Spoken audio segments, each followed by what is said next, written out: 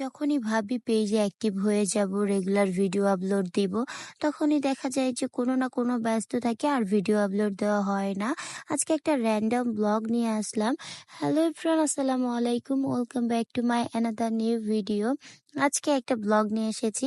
অনেকদিন যাবৎ পেজে কোনো ভিডিও আপলোড দেওয়া হয় না, তাই ভাবলাম অনেকদিন পর একটা ভিডিও আপলোড দেই। তাই আর কি আজকে চলে গিয়েছিলাম একটু বাজারে।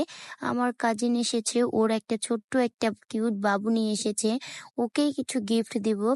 তাই আর কি গিয়েছিলাম বাজারে, আমি একাই যাচ্ছিলাম, মা বলল তুমিই চলে যাও, গিয়ে কিনে নিয়ে আসো, যেহেতু আমি অনেক চুজি, মানে আমার চুজ করতে সময় লাগে না, আবার সময়ও লাগে। দেখা যায় আমি যে কালারগুলা বা যেগুলা পছন্দ করি অনেকেরই ওইগুলা ভালো লাগে। তাই আর কি আমি গিয়েছিলাম, যেহেতু বাচ্চা মানুষের পোশাক কিনবো। তারপরে এখানে গিয়েছিলাম আমাদের বাজারে। আসলে এখন মনে হয় না যে শহর গ্রামে তফাৎ আছে। শহর গ্রামে তফাৎ বলতে দেখা যায় ঢাকা শহর, গ্রাম, এটাই তফাৎ, তাছাড়া এমন কোনো তফাৎ নাই। তারপর আমি এখান থেকে কিনে নিয়ে আসার পর আমার মেয়ের জন্য একটা পার্সেল এসেছে, ওর ড্রেস অর্ডার করেছিলাম। এবার ঈদে আমার ম্যাক্সিমাম জিনিসই দেখা যায় অনলাইন থেকে অর্ডার করা হয়েছে।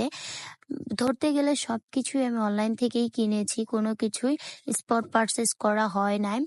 তারপরে এইখান থেকে আমি চলে গিয়েছিলাম আমার মামার বাড়ি, এটা আরেক দিনের ভিডিও। আর এই তো এটা ছিল আমাদের বাড়িতে ইফতার পার্টির ছোটখাটো আয়োজন। আসলে আমাদের সামর্থ্য অনুযায়ী আমরা চেষ্টা করেছি মানুষকে, কিছু গরিব মানুষকে খাওয়ানোর জন্য। এখানে মাংস রান্না করা হবে, সেটার জন্যই আর কি এগুলা প্রসেস করা হচ্ছিল। তারপরে এখানে মাংস সবকিছু মশলাপাতি দিয়ে এখানে চুলায় বসিয়ে দিবে, তাই আর কি একটু ভিডিও করে নিলাম। অনেক বেশি সুন্দর লাগছিল দেখতে, আর অনেক মজাও হয়েছিল। তারপরে এটা চুলায় বসিয়ে দিল। এরপরে আলুর চপ বানানোর জন্য আলু পেস্তা করে নেওয়ার পরে এটার প্রসেস করা হচ্ছিল। এখানে মরিচ ভাজা হচ্ছিল, আলু আসলে ভর্তা করে তারপরে দেন দিবে।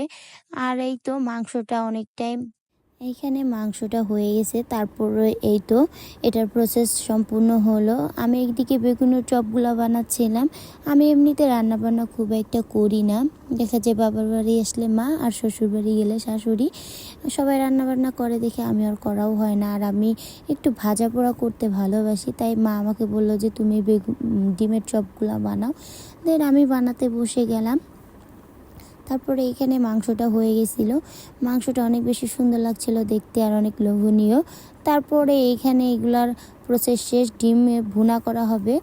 আর আমি এখানে শিরা নিয়েছিলাম শিরা বানানোর জন্য, সেটা তো আমার হয়ই নাই, আরও আমার শিরাটাই নষ্ট, চিনিটুকু। তারপর আমার একটা পার্সেল আসে, এটা আমার ঈদের ড্রেস, কাউকে আমি দেখাবো না, পুরনো হয়ে যাবে। নেক্সট ভিডিওতে আমার ঈদ শপিং ব্লগ শেয়ার করব। আজকের ব্লগটা এতটুকুই, সবাই ভালো থাকবেন, আল্লাহ হাফেজ।